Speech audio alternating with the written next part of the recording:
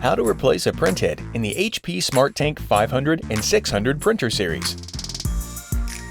Replace one or both printheads in the HP SmartTank 500 or 600 series printers if they are damaged or no longer function properly. With the printer powered on and the ink levels filled halfway, close the output tray. Open the front and printhead access doors, and then wait until the carriage is in the center and silent. Push the blue latch to expose the red indicator and release the latch.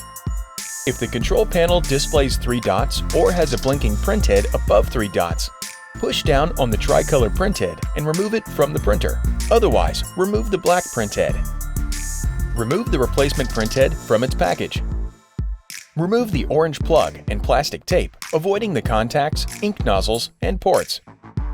Hold the new printhead by its sides and then slide it into its slot until it snaps into place.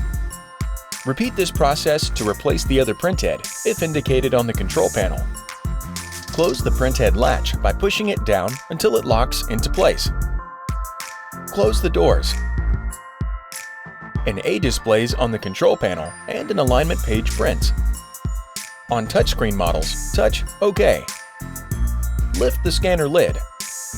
Place the alignment page print side down in the top left corner of the scanner glass, and then close the lid.